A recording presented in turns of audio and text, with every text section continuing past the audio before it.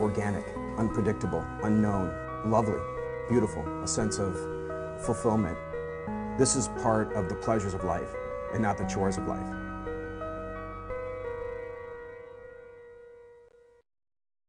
Coming up on Daily Iowan TV, Governor Branstad signed the first bill of the year into law today. Find out what it means for rising tuition rates.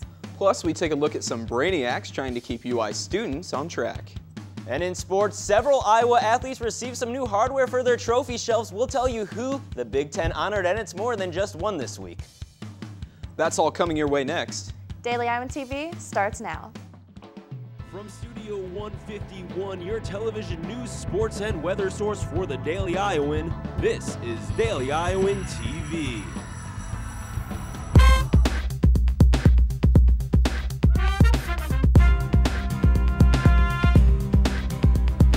Thanks for tuning into your Tuesday edition of Daily Iowan TV.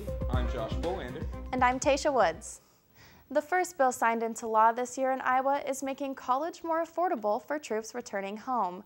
On Tuesday, Governor Branstad gave his stamp of approval to direct more funding to a program aimed at helping Iowa National Guard members with college tuition.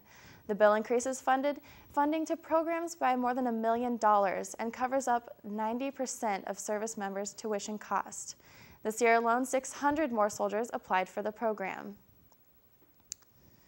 And the governor also wants to free up spending for the state's public schools. On Monday, Branstad announced his plan to appeal a budget limitation bill that required schools to set their budgets 18 months in advance. The budget limits make it hard for some schools struggling with increased enrollment, but supporters said it helps schools plan for the future.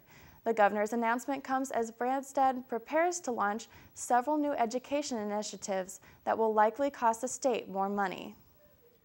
Tasha, we've had some great days of weather across campus this week. Hopefully it'll continue into tomorrow. Christina Targos joins us in the studio for your first look at weather. It's hard to believe that at this time last year we were being pounded with snow. These warm January days have been a treat, and we are lucky to see them continue. Tomorrow morning we'll see temps around 33 degrees with mostly cloudy skies. In the afternoon it should warm up to 42 with the sun poking out a bit. And in the evening we'll drop down to around 37 degrees with clear skies. I'll be back in a bit to give you the 6-day forecast. The UI called in the SWAT team today to help keep students on track. The SWAT team, which stands for the Study, Workshops, and Tutoring Program, hosted a resource fair this afternoon called the Brain Gain. The event focused on helping stay ahead in the classroom by offering time management tips. The group is part of the Tippie College of Business. It offers group tutoring and academic workshops throughout the semester. Organizers said the event was supposed to be a fun way for students to realize their full potential. It's a lot of fun. It's supposed to be fun and interactive and really look at yourself as a holistic student, more than just, getting good grades, which is of course important, but what does it take to get enough sleep and be healthy, and looking at some of the resources. If you would like some extra help, tutoring sessions are held in the Pomerantz Career Center Sunday through Thursday from 6 to 9 p.m. An Iowa City man is charged with domestic abuse after his wife says he trapped her arm in a doorway. Police reports say 38-year-old Bruce Robinson forced his way into the couple's bathroom where his wife was hiding. They say he then wedged his wife's arm between a door and an iron. The wife says the incident bruised her arm and hurt her elbow. If Robinson is found guilty, he could face up to a year in jail and a maximum fine of over $1,800. Fewer agencies are building wind turbines statewide, but the University of Iowa continues to find ways to create clean energy. Daily Iowan TV's Nick Rector takes a look into the UI's clean energy programs. The wind turbine, or as many people may call it, that gigantic metal fan that sits in the middle of cornfields.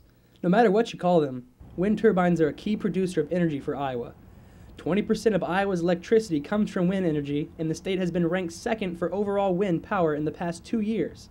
However, plans for 2012 show that Iowa will not be constructing as many of these wind turbines as usual.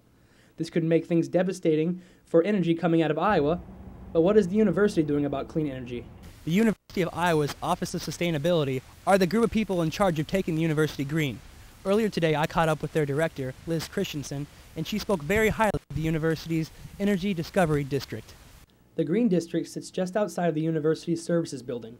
This area contains a charging site for university electric cars. There is also a wind turbine used nearby to harness wind energy for the university and give UI engineers hands-on experience with the equipment. While the UI's efforts to go green may not cover the losses for 2012's low wind turbine output, it will help save the university thousands of dollars in the long run. Nick Rector, Daily Iowan TV. For more information on the university's efforts to go green, look at the Office of Sustainability's website and get involved. Still to come on Daily Iowan TV, as Florida held the Republican primary today, find out what big changes are coming to the GOP here in Iowa. Plus, did the women's basketball team finally get last year's groove back? Well, Lisa Bluter met with the media today. We'll hear from her in sports. All that coming up in just a few minutes.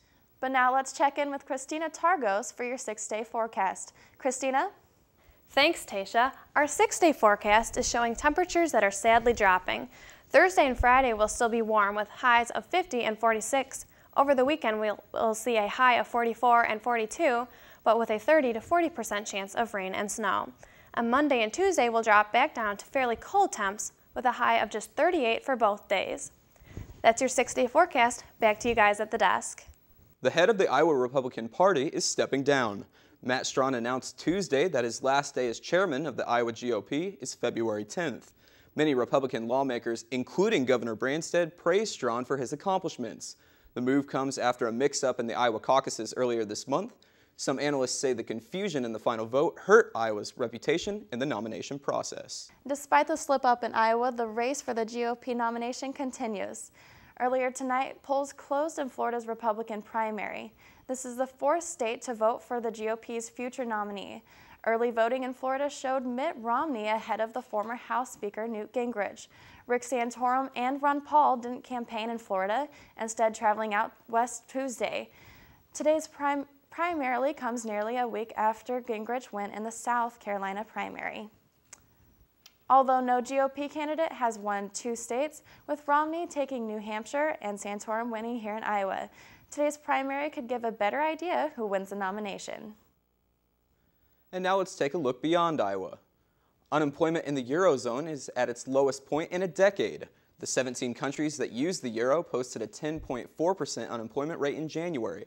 Spain had the highest number of idle workers with a 23% unemployment rate. Austria had the lowest with just over 4%. And while unemployment is high both here and overseas, one U.S. company is doing just fine.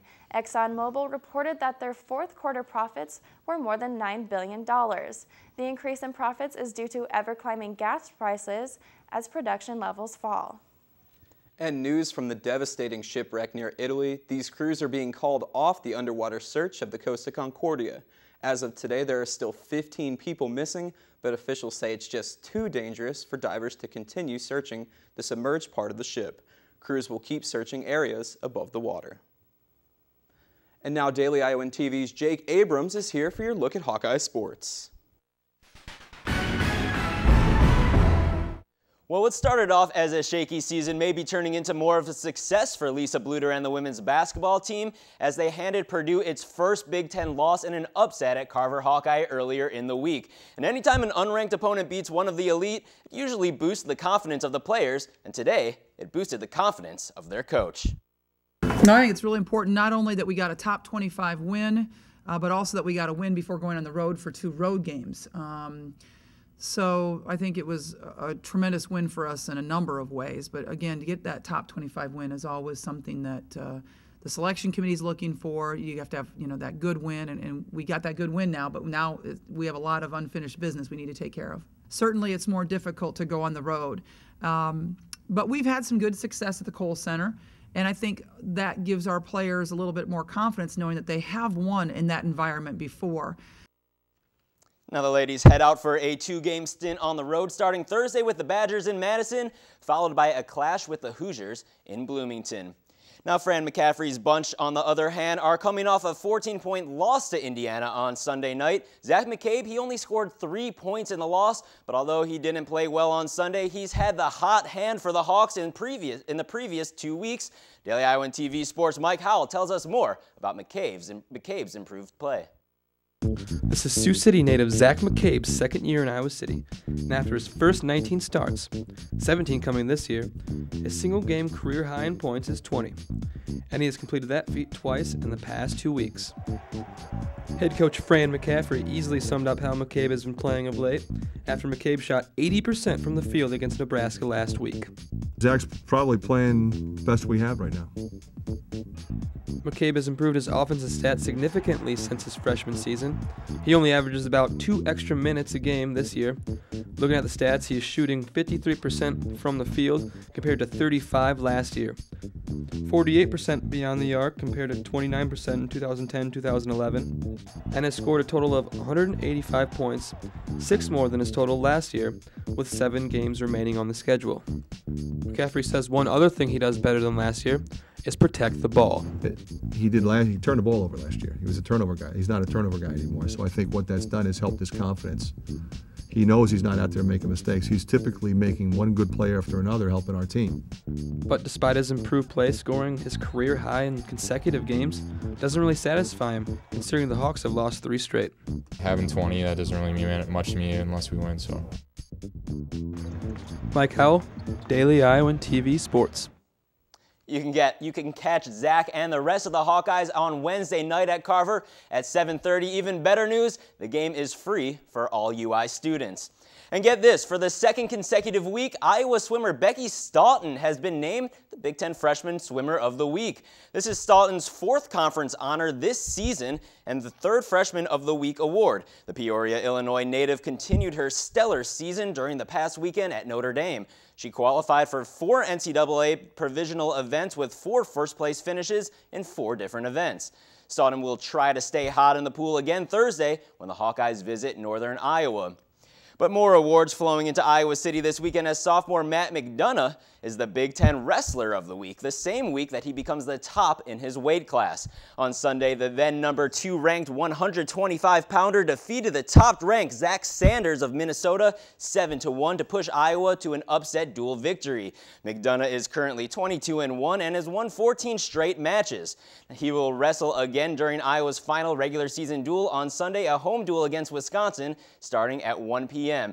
But before I go, I want to flash to last February's pages of the Daily Iowan. On National Signing Day, the DI put this map out a year ago, as you see right here, showing where all the new Iowa football recruits are coming from. Well, tomorrow is National Signing Day once again, and the Daily Iowan will have the new map in tomorrow's pages. That's all for Hawkeye Sports. Josh, back to you. Thanks, Jake. And before we go, check this out.